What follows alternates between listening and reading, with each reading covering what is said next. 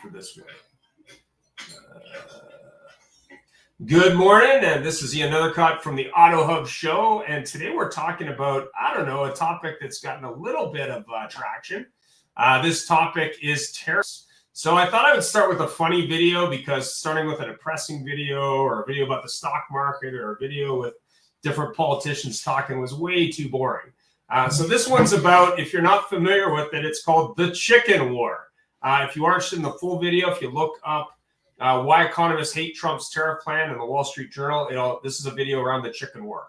These tariffs are still in place from what I understand. Before we get into tariffs, the heart of the Donald Trump economic plan, we should talk about the chicken war.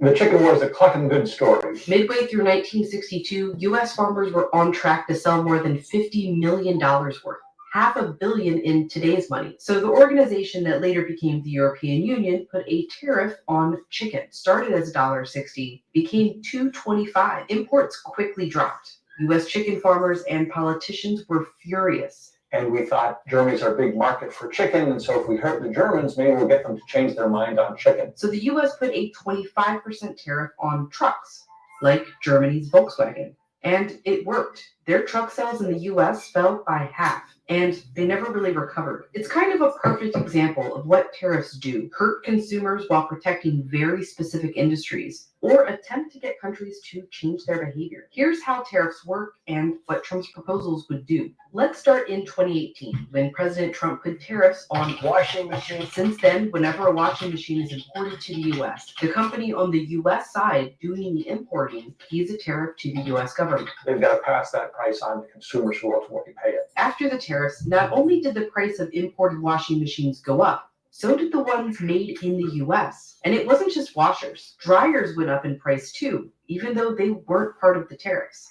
Usually it's the case, if you buy a washer, you buy a dryer. Now, it wasn't all bad. These tariffs did create a lot of jobs. About 1,800, mostly from those foreign companies like Samsung and LG opening plants in the U.S. And a study found the U.S. collected $82 million annually. But because of those price increases, it cost consumers $1.5 billion more. So they basically paid $815,000 per job. These weren't the only tariffs Trump created in 2018. The big ones were on steel and aluminum. Those were really designed to punish China for its transgressions of international trade rules. Also for national security. They're used to make a lot of military equipment, but also everyday things like cars. All the industries that use steel have to pay the higher price. That squeezes their profit margins, and it also puts them at a competitive disadvantage against foreign producers of those same goods who don't have to pay those inflated costs for their inputs. And so a lot of studies have shown that you lose jobs, as many, if not more jobs, in those downstream industries as you gain in the upstream industries that are being protected by the tariffs. Many studies on the 2018 tariffs found some pros, some cons. Manufacturing jobs, which were on the decline, didn't increase, but they did level out. The overall economy lost jobs, mostly in those downstream industries, and the costs of the tariffs were passed on to U.S. companies and consumers. So not great for the economy, but it did motivate U.S. companies to move out of China and made supply chains more resilient. But it didn't change much of China's behavior, and in many ways, they became more aggressive. First of all, there are going to be domestic interest groups that have a stake in seeing those tariffs maintained, because they like the extra market share that they've gained as a result of those tariffs. And second of all, tariffs are a bargaining chip. So why would we sort of unilaterally get rid of these, even if there's some economic benefits, when we might use it in some negotiations down the road? Tariffs are really hard to remove. It's why 60 years later, there's still a 25% tariff on trucks. So that gives you a sense. So I guess chickens from the U.S. are not the win. So yeah, if you're buying chickens from the U.S. and Germany today, it might be a little expensive. Anyway, here we go.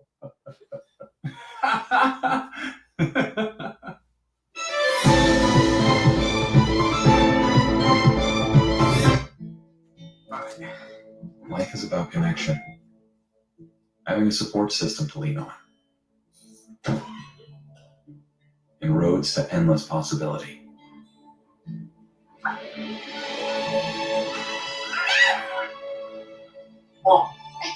At every turn, guiding the way, we are building the connections that move you.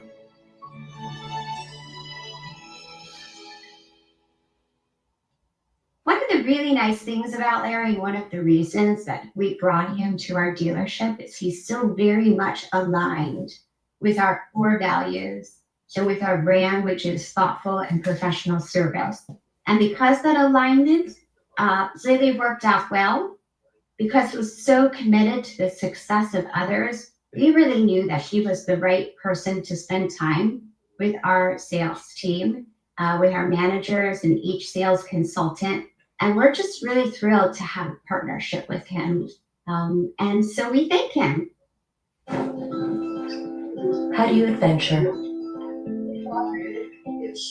Is it fast? Is it free? Is it clear? Is it rugged? Is it remote? For your next adventure, trust MotorClose for buying, selling, trading, and protecting all of your motorized assets. Powered by Disclose Dealership Management Dashboard, your all-in-one DMS, CRM, menu, lead gen, inventory, staff, client, and deal management solution. Disclose DMD, like a DMS, only better. Mention promo code AutoHub 2025 to get special pricing, including waive setup costs, no contract, and your first month's free. Car dealers often underestimate the power of social media. Are you wondering why my face is plastered in your newsfeed? Are you a GM, dealer principal, or a manager at a car dealership wondering why you see me all the time on Facebook, Instagram, LinkedIn, TikTok, and all over social media? Well, that didn't happen by chance. I target car dealers that are in-market shoppers for social media services, and I'm going to do the exact same thing for you so that you target in-market shoppers for your brand of customers that purchase your vehicles. During my Viato days, helping car dealers appraise and price cars, everyone was asking me, what do I do on social media? What do I do with Facebook, Instagram, TikTok? And this was back in 2016. So here we are 10 years later. I started a company, became an entrepreneur, and now I help car dealers. They either outsource their social media needs to us, or we have a training and education center where we can teach all of your employees how to do social media in-house. 90% of consumers actually follow a business on Instagram. The average adult sits on TikTok for 2 hours a day in the rabbit hole. To learn more information about it or to get a demo from one of my sales associates, click the link below. We would absolutely love to help you. Good morning and welcome. So we have a few illustrious guests this morning. I had a last-minute email from someone I invited to the show. Obviously, there's lots going on from the manufacturers and political side today and this week. David Adams apologized. He had a meeting, I guess, with the manufacturers and different media or government this morning that he just couldn't miss. So why don't we start with an introduction? Good morning. We have Fareed Ahmed on. I've known Fareed for many years. Fareed, tell us a little bit more about what you do and what you're all about. But more importantly, after you do that, if you could answer this question, what do the automotive tariffs mean to you, your business, and customers in general, in your opinion? Okay. Hi, everybody. My name is Fareed Ahmed. I'm the president and CEO of a company called Dealer Solutions, Mergers and Acquisitions, also known as DSMA. Our business is we help dealers transition out of their assets by us providing services to help them sell their businesses and real estate. I've been doing it since 2012 here in Canada, United States, and the UK. Wow. So to answer your question about how tariffs are going to impact our business, Ian, I would say that at the moment, our lead indicator is, are dealers looking to acquire more stores? Has that inquiry rate increased or decreased or stayed the same?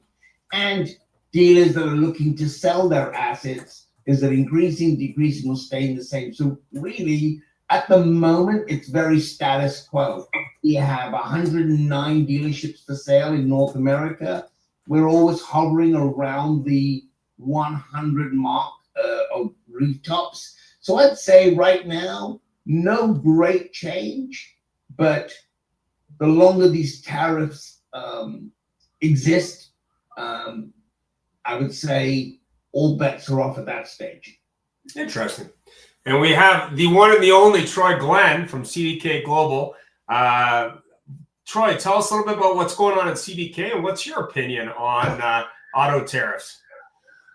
Well, I mean, we always have lots going on at CDK, and I think, as far as the tariffs are concerned, to echo Fareed's sentiment, there hasn't been a lot of panic in the last, I would say, 60 days. There's been a lot of concern, but no one's making harsh moves because of the tariffs. I think because of the unknown, right? We don't know, is this thing actually going to happen? Is it, going to change? Is he going to honor the current free trade agreement?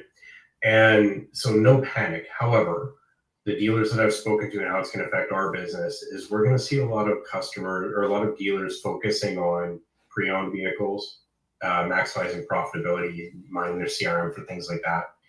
But it's really going to come down to parts and service. Just like with COVID, people are going to have to hang on their cars a little bit longer.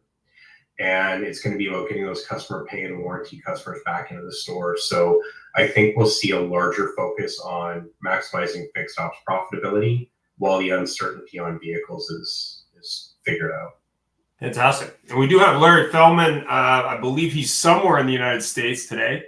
Larry, tell us more about your opinion. Absolutely. I kind of am going to fall in line with those other two fine gentlemen. I'm telling you, getting dealers need to train and explain that you don't have to call the suicide prevention hotline. The bottom line is, if you're nice and calm and relaxed, and the other salespeople they visit are losing their minds, freaking out, you have an advantage. Let's use it as an opportunity rather than a negative. Eventually, it'll stabilize. We survived 9/11. We survived the housing blow up, gas prices being crazy. We'll survive this too very easily. It's just a matter of everybody staying focused, staying calm, and seeing every negative as a positive, because that's the key to everything in life, and particularly our business. All right. Go ahead. You had a comment there, Free? No, I just said I couldn't agree more with Larry and Troy.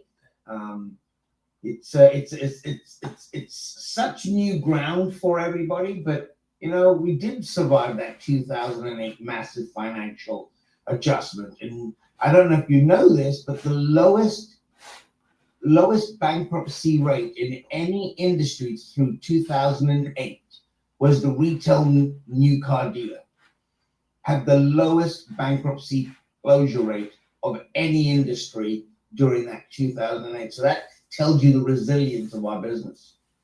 By the way, you might owe me a debt, my friend, because when I go to dealerships to work with them, they often have an urge to immediately sell their dealership. Maybe it's my personality. We'll talk, Larry. We'll talk. Absolutely. So, I mean, I've been spending a lot of time, I guess, looking at videos, looking at history, looking at what's happened before, because I believe that history is a good starting point for any of these things. And there's obviously been a lot of noise from every media source on what they think is going to happen, including from government and people in the industry and people who represent parts of the industry. What do you think on, not on the short term, because I don't think we know yet, but on the medium and long-term impact, as we talked about the chicken battle today? I mean, what do you think the medium and long-term impact is? Let's start that question with Troy. What do you think? What's your opinion? Well, I think, to be honest with you, I spent a lot of time in Mexico, and one of the things I see driving around there are a bunch of auto brands that we don't have in North America. And I say North America, I know Mexico technically is still part of it, but in the US and Canada, we don't have Renault, Peugeot, Seat, MG, BYD, JAC, and those brands are prevalent down there and doing very, very well. I believe that if there is a dried up pipeline for US domestic vehicles, that we'll see in the short term an increase in vehicles that are fully made outside of North America, Japan, and Korea, things like that. Those brands will do well. And frankly, if I was a Mazda or a Nissan dealer, I'd feel pretty good about that for the most part. I know there's some cars built in Canada for that, but I think when we see the manufacturing shift, there's going to be a bit of a demand hole. And dealers that are, let's say they were unhappy with their OEM to begin with, or let's go back to Fareed mentioned the 2008 economic collapse when the OEMs were out there taking away people's flags for underperformance, and GM shut down hundreds of stores across North America. We could see those people who are disenfranchised with their OEM switching or advocating for a new brand. And I think we're going to see some pressure to allow some Chinese brands to come into Canada. We'll see some European influx for people who are maybe already carrying a Mercedes or a BMW or a Volvo to add a line. I think we'll see some real interesting pieces there as far as that part of it in the long term. But frankly, I think this whole tariff thing has a 2-year runtime because the midterm elections will be a bellwether on how successful this experiment is. If it's wildly successful, then he'll get a mandate and keep the House and Senate and everything will keep going. But if it's a catastrophe, we'll see some major change in the next 2 years. Interesting. Year and a half now, I guess, isn't it? Absolutely. So, Larry, I know you're not political at all on the U.S. side. What's your opinion on success or failure determining the mid and long term on these? Well, first of all, I was confused by Troy's comment with dealers not happy with their OEM. I think, Troy, to be fair, the only dealers that aren't happy with the OEM are ones with vowels in their name. Other than that, everybody else is pretty happy. I think this whole situation is going to straighten itself out. They always say, whether it's crime or anything else, follow the money. And we're either the biggest market or the second biggest market in the world. And everybody's eventually going to play ball because whether you like Trump or not, he's not playing around. He's going to come at people hard and he's going to stand by what he says. And I think it'll stabilize. And truthfully, these things tend to have a positive effect down the road because it forces the dealers to lean out. They have to figure out what's working, what's not.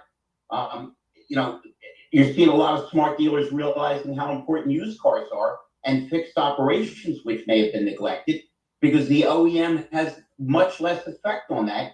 And it gives the dealer control if his GM and his service manager and everybody's working in tandem. So I think like everything else, depending on how you look at it, if you think it's the end of the world, it'll be. But if you see it as a positive and as a chance to beat your competitors because you're smarter and you're more durable and you're smiling while everybody else is sweating, I think it'll be fine. I do agree in the context that Troy put it, that you're going to see a shorter shelf life because the one thing, I'm a Trump guy, but the one thing Trump has that every politician has, they want the acclaim, they want people to be happy. So I think he's gonna move very quickly and reach out, and a lot of countries will allegedly have reached out to him, and I think he's gonna make things happen pretty quickly. I think he has to, because if he's already conquered the border, if he can knock that down, we're already seeing interest rates creep down. His popularity and his mandate will rise. But Troy's right, and that's it. Oh, and the other gentleman, feel free to reach out to me on LinkedIn. All kidding aside, I deal with a ton of dealers. I'd love to talk to you more. Love to. So Fareed, I mean, in terms of the political side, I mean, obviously there's lots of change globally. I know Australia's got an election going, Canada has one, Europe's got some interesting stuff going on. But I think, Troy, I tend to agree that it's really about results quickly, especially with what's going on. What do you think the mid to long term impact is? So look at it in perspectives. One is, let's assume he's right and Donald quickly renegotiates these trade agreements.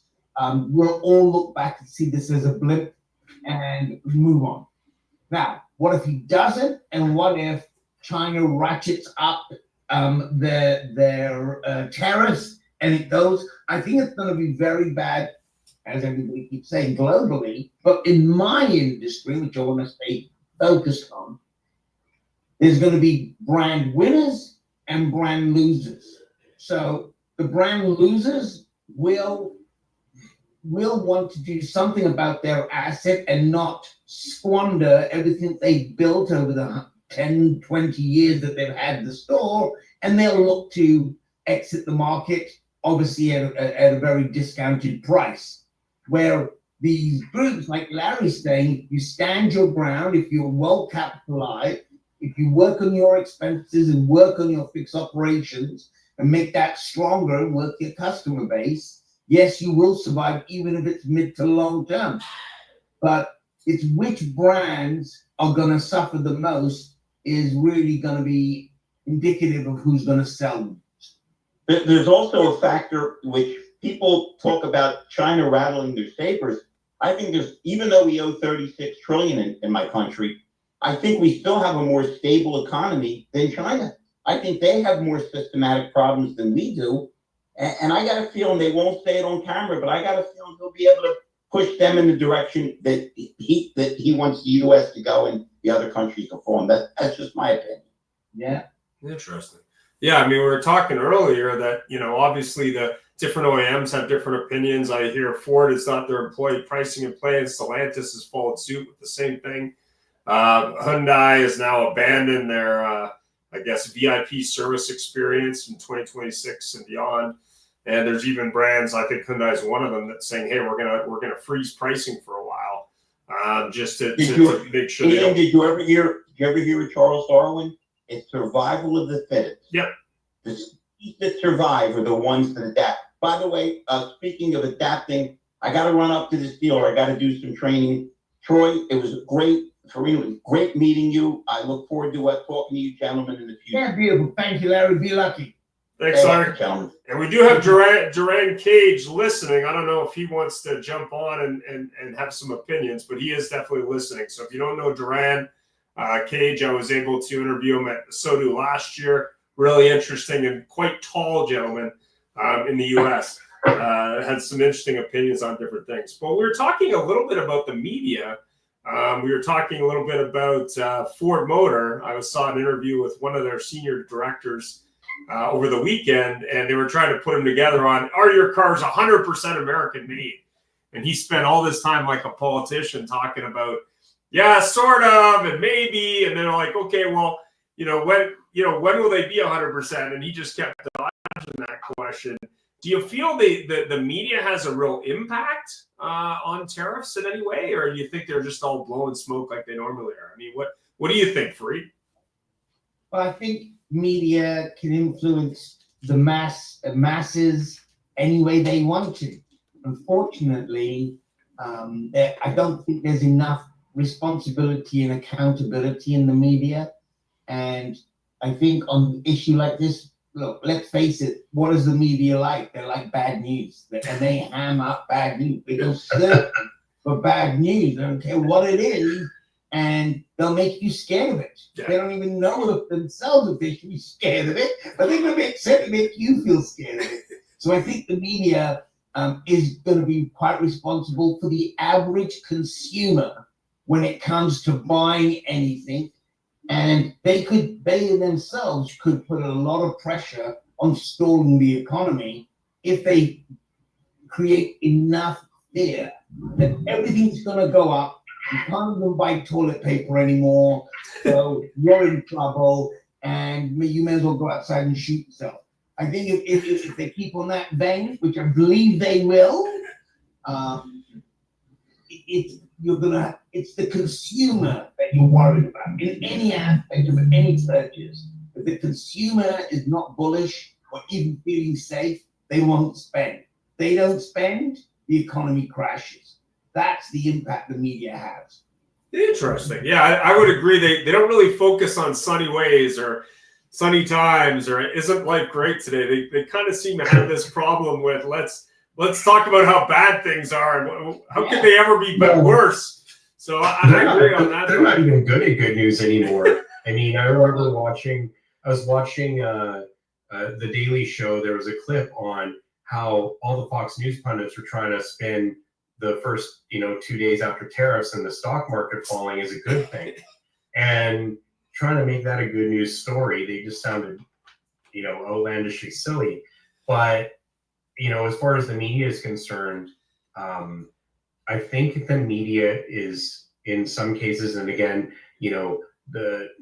myself, I know you, Ian, and Free, we all get Canadian media a lot. So what I think we're seeing here is the government trying to defend that they didn't start this because we're heading into an election and they're trying to spin this is not Canada's fault. Yeah. So if you can weed through some of that, that's fine. What I think the media will continue to do is on the street interviews with your average Canadian on the street or average American on the street asking how it's impacted them. It'll be two stories. It'll be, I'm hurting now, but I'm confident in the future. I'm hurting now, I'm not confident in the future. But no one's going to say I'm not hurting now. Everyone's prices are going up regardless of what your income level is, and everyone's retirement plans are taking a hit no matter how well you're diversified.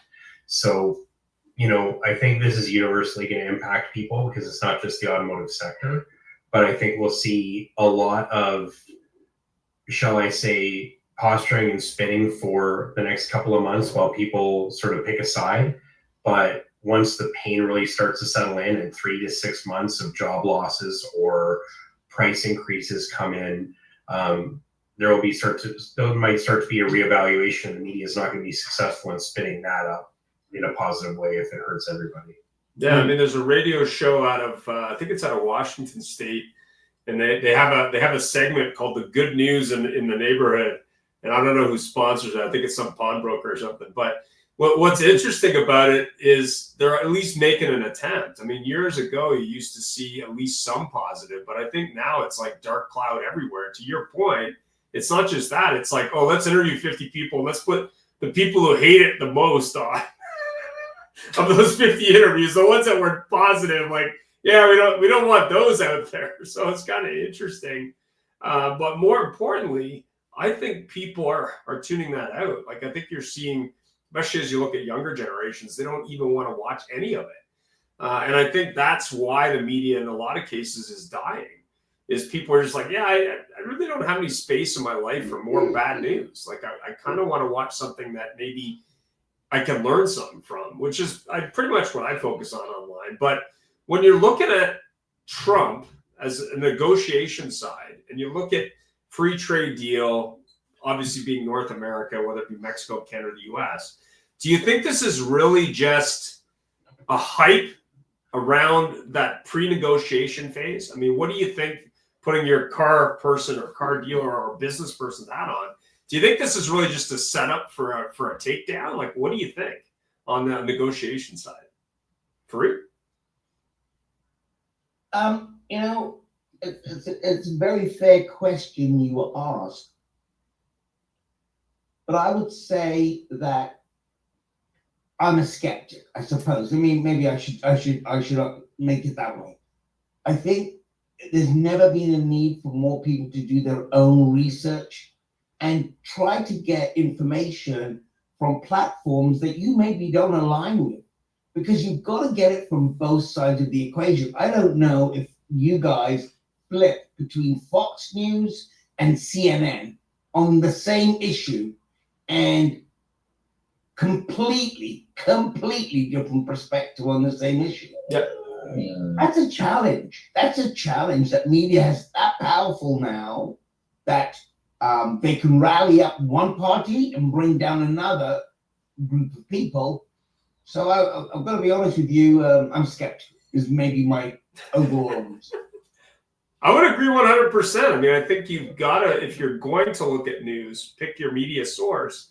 And there's actually, I think, a website that some of these alternative media guys are promoting, which gives you the bias of each different news source. It's some sort of website where you can plug in the name and it tells you how biased it is. But, at the end of the day, the truth's in the middle, as we always know. That's what journalism used to be about. But today it's like, they're obviously on one side or the other. So the question is, what is the truth, and can you read between those lines? And I think that's what Trump is really doing, is there's a lot of sound and fury, but what's the actual underlying reasoning? What is that? I mean, what do you think, Troy? Well, just to sort of wrap the whole media thing up, Free, you made a really good point, flipping between Fox and CNN. And I think the most telling piece is it's one thing to have the two different perspectives on the same issue, but when you know that one side is more or less universally right or wrong, is which one chooses not to cover it at all. So, for example, if Fox News is covering a story because it's really important and CNN is covering something completely different, that means that the left is probably not in the side of victory on that one, and vice versa. You know, CNN will have to spend 7 hours covering a topic that Fox News will be covering something completely different. So, you know, it is telling and it is unfortunate. People do have to do their own digging and research, but I think anecdotally, we'll see a lot of real world results that will help form people's opinions. Going back to Trump as a negotiator, you know, all the negotiating classes I took in school and in my practical life here, there's the seek for a win-win, a beneficial relationship for both sides. And for you're probably it's all you live in is a buyer and a seller making sure they're both happy. Right. Trump wants to win on all of his negotiations. He wants to be the victor. He needs to show that he had a better deal. It's better for his side than the other side. Otherwise, it's a total loss. And so, you know, had he not had a ton of failed businesses and was just remarkably successful and left a trail of people behind him, I would have a different opinion. But he's also not batting more than, you know, 500 on his businesses.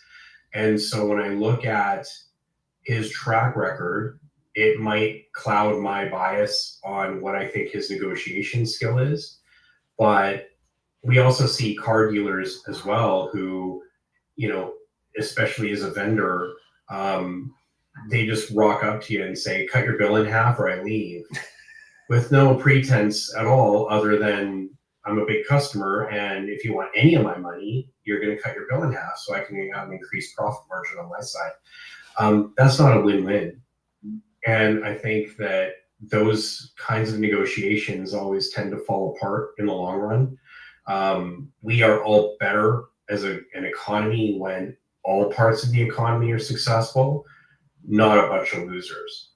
And so I'm hopeful that whatever renegotiation that comes out of this with Trump and whatever other global entities negotiating with, that there's something for them as well. And, you know, would Canada trade off some tariff for increased security? I don't know. Mexico, would they trade off, you know, an increased presence at the border for some tariffs? I don't know. But there needs to be something on both sides. And I don't think Donald Trump wants a even negotiation. He wants to have a victory. And even if he's, you know, spiraling downward in something like this tariff situation, until such time as his people can spin some part of it as a positive, he's not going to exit out. Interesting. Yeah, very good point, Troy. Very good point. Yeah, I mean, I think you got to read between the lines, but I think the lines have become very muddy. And the reason they become very muddy is it's like initially it was like, okay, you're going to throw this out as a carrot and maybe that carrot and stick works, but now it's a global carrot and stick. So to me, it's like before you solved the first whack-a-mole, you created a team of whack-a-moles simultaneously. And I think with all those balls in the air, I think it's really challenging for someone to really see what the long game is. And I think maybe that's on purpose, but that's just my opinion. I mean, what's your thought, Fareed? I think it's on purpose. Yeah. I think it's on purpose. I think, you know, politicians are very good. Look here, and I'm going to do this over here. And I think there's a lot of that going on, right? And we're playing right into those hands. So I think that we are a lot of that. And to Troy's point about Donald Trump's negotiation skills, I think Donald is a good negotiator, but I think to Troy's point, I don't think anything is sustainable if you win every single battle in this scenario. It's gonna have a pushback somewhere else, or it's gonna freeze and non-negotiation. And remember, if Donald goes in this and doesn't come out with every deal of the 50 countries supposedly that are following up with him. If he doesn't come out with a deal, his prowess of being a great negotiator will be in question. So actually the pressure's a bit on Donald Trump. He started this. He says, come to the table and we'll renegotiate. What if China goes, I can outlast you? No. Someone's going to have to eat crow, and then they're going to have to put a spin on it, why they did what they did. But you can't, I've never won. My closing ratio, and I feel pretty proud, is about 27%. I don't know many people that close at 100% on everything they take a run at. Yeah, I mean, when you look at it, depending on the number you throw out there, and I'm not saying all countries are even, they probably aren't, but some countries are just like, yeah, it's not worth the fight. Like, I'm just not even gonna play. And to your point, some of them can outlast them. I mean, I think China definitely can. But more importantly, it causes other things. We were talking a little bit about Nixon before the show, and if you haven't checked out what Nixon did way back, and I know McKinley is kind of Trump's idol for some reason on tariffs, but if you look at Nixon, he did some interesting things in the 70s, which I wasn't aware of. But the key difference and the key differentiator was he said, okay, I'm going to put these in place for a short term until you do this. The difference here was it's like there's no end date. So it's like, yeah, I'm just going to do this. And I think that might be a mistake. But, you know, we were talking about Sun Tzu and don't interrupt your enemy while you're making a mistake. If you think the Chinese are playing the short game, they're not. They don't play the short game. So I think that's part of the downside with, not to beat up American negotiators, but I think America in general always looks at the short game. And I think that's, you know, you might want to look more strategically. It's dangerous, right? But there is always the hope that this will get settled and we can maybe move on. And I suppose I'm keeping my fingers crossed. The question really that I've got is if you let this go on, and some of these European and Far East start striking up new partnerships. Yep. What's going to happen? Let's say Europe starts going, okay, Canada, we're going to support you. We're going to have a free trade, argument's sake. Why would Canada ever give that up if there was a negotiation with the United States? Timing is everything here. You've either got to be on this or you strap yourself down, and this is long term, and I'm not budging. But if you want to negotiate, if this is your tactic, you better bring to the table now, and you better negotiate something now, because the long term damage to all economies could be pretty severe, except the island that has the penguins on it. No, those penguins are fierce negotiators. They're going to be fine. They're going to be. Those penguins are fierce negotiators. No, I think what we're going to see too is, you know, Trump is trying to bring manufacturing back and bring jobs back to manufacturing. That's great. But let's think of the impact globally on the U.S. tourism economy. As a guy who's a former hotel guy, watching some of the cancellation numbers and the booking numbers dwindle and plummet because the sentiment against the United States is such that people don't feel like they want to come here now. And when you've got countries issuing travel warnings, whether they're right or wrong, whether it's political posturing or not, it's going to impact people's tourism dollar decisions. And I think that if I was a German person and I had a chance to go to Florida, where, you know, I may be perceived as something versus going even just, you know, 90 miles south to Cuba or a little bit further south to the Caribbean and go to Mexico, where Mexico and Germany have a great trading relationship, I'll probably go to Mexico or Cuba.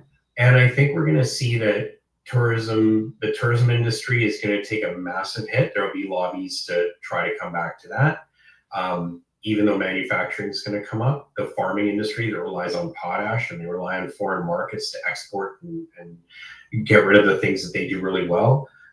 There'll be changes there. I don't think you can just bolster one industry without impacting the negatives on the others. And that collateral damage, I don't think has been fully thought out yet. And so, as far as the negotiation is concerned, yeah, when you're just talking about manufacturing as a simple silo, his strategy on the long term is probably going to work because he'll bring some manufacturing back into the United States and there'll be some jobs and it'll absolutely work. However, he'll be doing it at $15 an hour minimum wages because you can't put that toothpaste back in the tube. And the price of goods is going to go up, but it'll be made in America. But with no one else supporting the tourism economy, all the hotels are going to suffer. All those people are going to be out of work. Airlines are going to have to, cut routes, which is going to create an inefficiency in air travel in the United States. We'll see.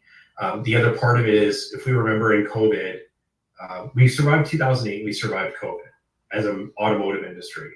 But the automotive industry, there were some dealers that in the United States were charging 50, 70, you remember the Corvette, $90,000 market adjustment.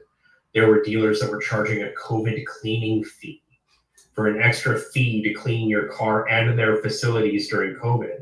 There were people that were implementing safety fees because they had to go buy plexiglass for their desks and service departments. There's only so much more fees that industries can put on to pass these things down to customers that it's going to start to read through. Thank God we got rid of the carbon tax, because if there's a carbon tax and now a tariff fee and something else, I don't know if we'd ever buy anything again out here. Agree. I mean, you look at these fees, but more importantly, pricing. And I think that's the takeaway on the auto tariff side is when you look at things moving across the border. We did a show on Friday about how that's going to impact parts pricing. But when you look at, say, something simple like a transmission in a car, I mean, the components are from all over the world. Like, they're not just from Canada and the US.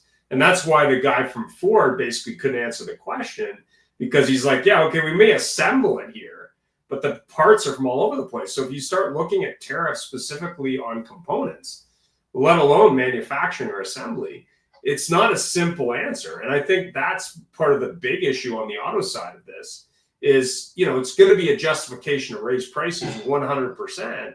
But the question is, how much more can you realistically raise prices? If that mean cost of a car used to be $50,000 a couple of years ago in North America, now can it be $70,000? Like, who can afford these cars?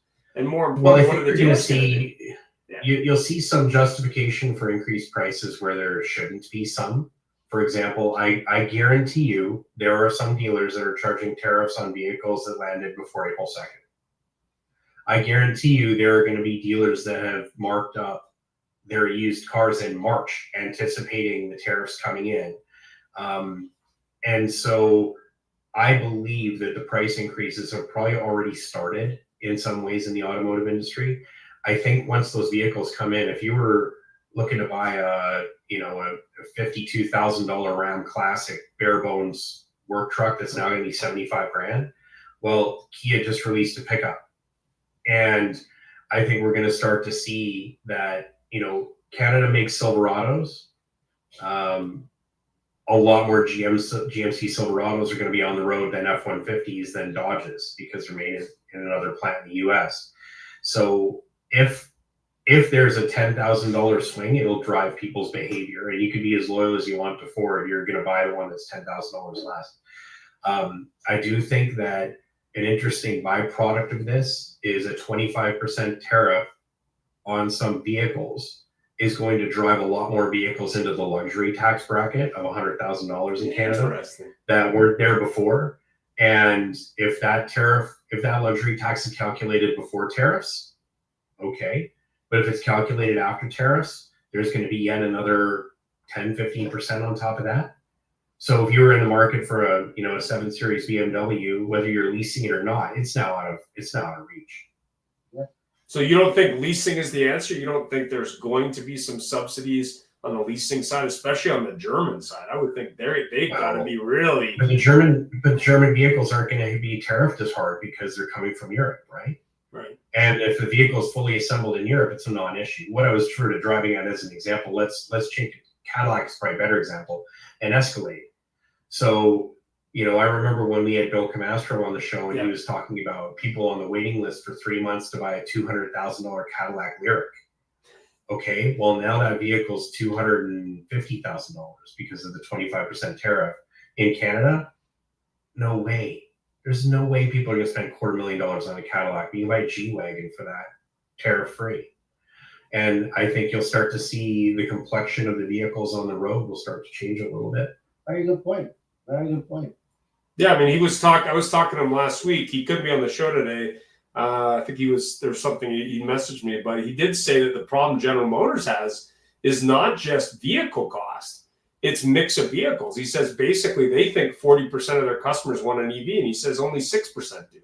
So not only do you have vehicles that are more expensive, you have the wrong vehicles. And I think that's another thing that the manufacturers are going to have to be pretty adept at is where do I build the vehicles? But more importantly, where do I sell them? Like at which market makes sense to stock that vehicle so that way it can minimize the price increase and maximize the sales volume. Because when you look at brands, for example, Hyundai and Kia are good examples, but also the domestic legacy brands, does it really make sense to sell that vehicle in the US where it's made in Mexico or it's made in Canada with a big tariff?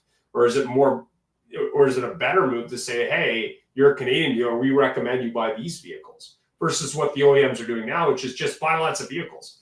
Like we want you to stock stuff, right? Yeah, but the manufacturing plants that are in Canada and the US now are going to have to come to a reckoning anyway as far as what vehicles they're going to be building. And if we can't get enough ICE cars in Canada, those plants that are retooling for EVs that haven't started retooling will probably stop that because we're going to need to retool them into making cars for our market. And let's face it, in Canada, we need the trucks, we need the SUVs, and if you're anywhere north of Calgary, you probably aren't looking at an EV right now because of the cold weather or range limitations. So, you're right, Ian, in that I think that the manufacturing strategies are going to change, but also, those OEMs that decided to move some of their manufacturing to Mexico or China are just going to look to Canada to move those vehicles instead of to the US. So maybe we'll see an influx in certain models and a complete cancellation of certain ones as well. Yeah, because I saw the other day on the street I think it was one of these new Corvettes, and I'm sitting there going, what is that going to cost? Say in 30 days, 60 days, 90 days. But more importantly, I guess I want to ask Fareed this question. What kind of conversations are you having with dealers who say, hey, I was thinking about selling a couple of years ago, but now I'm really afraid. Like, what what kind of conversation are you having with them in terms of, is it a good time to sell? Well, remember, the average age of a Canadian, actually a North American car dealer is 69.3 years of age. Wow. 5 years ago it was 64.2 years of age. So that age is increasing. Maybe in 5 years, you'll be in the low 70s. What does that tell you? First off, I've never seen a Brinks truck follow a hearse. So you can't take it with you. You can't take it with you. So the conversation is, you want to enjoy it while you have it, or do you want to hopefully that Brinks truck will bring it to heaven for you? So the conversation is going to continue in selling, and that's going to be driven not only by what's happening right now, but also the age demographic as well. Because we're hearing about Canadian dealers selling their U.S. divisions. We're hearing about U.S. companies debating the Canadian buy. Like, what's your thought there? Like, we had 3, just to give you an idea. We had 3 Canadian groups buying 3 stores in the United States, and they all canceled. Interesting. They all canceled. Troy, you had a I thought? think we'll see. No, I was going to say, we experienced this during COVID where some generational dealers, their kids were not really bought into the legacy, taking over the dad's dealership anyway. Yeah. And then COVID hit, and it was very evident they weren't going to take over the dealership then. And now we're only 3 years later, 5 years later, and we're in a very similar situation. And I think that if I'm an independent dealer in rural Canada and perhaps in the US as well, and my kids aren't really bought into taking over the family business, we'll see some dealer consolidation for sure. And that average age might drop down a little bit for Reed because those 69-year-old people are going to exit the market. But again, it might also be, if this tariff thing goes on, it might just be some unprofitable dealerships. I could just see the OEMs saying, okay, we don't have supply, so, you know, it's up to you if you want to keep the flag or not. Who knows? Yeah, Jag Land Rover was making some comments like they're not importing vehicles, which I thought was really interesting. Right. Did you hear that? It was interesting. I was like, okay, you don't have any Jags anyway. Yeah. And the Land Rover, you're not going to import it. Yeah. Okay. What does that mean for the dealer? I mean, I guess it means sell the dealership, but you know, what does that mean when the manufacturer says, listen, it's just too expensive to import this product? I mean, be like someone like Louis Vuitton saying, yeah, I can't import purses because like nobody wants them. They're too much money. So I think that's a discussion that we've never seen when you look at luxury goods specifically. I mean, we were talking earlier, I was talking for you a little bit about the differences in global auto production, but also the cost structure. I think we're in a very interesting time when you say, hey, I can build 2 million cars at much lower cost, even with tariffs, than you can locally. And I think that that's really interesting. But we're almost out of time, shockingly. So final thoughts on, I don't know, how you think dealers will adapt. I know we're pretty adept at dealerships and they're pretty good at spinning on a dime. You know, what do you think is the winning strategy as you roll through the year? Well, I think that just like with COVID, it's going to come down to how successful is your used vehicle buying strategy? Are you able to get good pre-owned vehicles on the market, not overpay at auction, get in, you know, contact your lease customers now, get them into non-tariff supply. But I think the used buying strategy needs to be dialed in, and those dealerships that do it well are going to be very successful. Secondly, focus on fixed ops. I think dealers that focus on fixed ops, even with an increase in parts pricing, will see a lot of success because people, just based on the uncertainty alone, will be holding on to their cars longer. So I think those two things in the short term and the long term, who knows, we'll have another show on that in 6 months, right? Yeah, I mean, we talked a little bit about increased pricing on parts on Friday, but the thing that was really interesting that I heard from a number of different people is, why are you not selling prepaid maintenance? Why are you not selling extended warranty? Why are you not building your own plan if you don't have one to insulate customers and maybe get that money up front? Say, hey, this customer's going to have the car 13 years now. You know, they're only in it for 5. They're probably not going to buy a new one with prices going up. We still want to retain them, right? Yeah, I think that's a double-edged sword, Ian, because you and I both know if I enter into a 5-year prepaid maintenance agreement today at today's market value, and my profit margin on that, on today's numbers is, let's say, 45%. Yeah. Well, in 24 months, that profit margin might be 8%.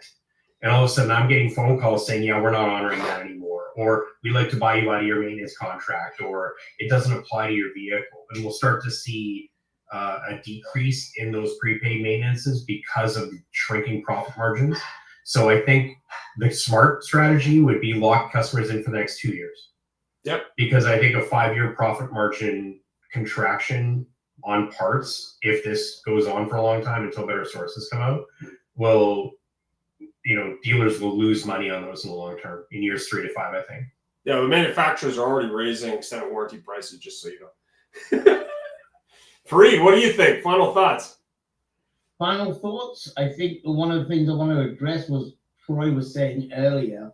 It's not only about the American economy losing tourism. You know, what's also going to, it's not even about the foreigners not agreeing so much with the U.S. current policy. You know, there's so much news right now of people going into the United States and then getting shipped off to El Salvador.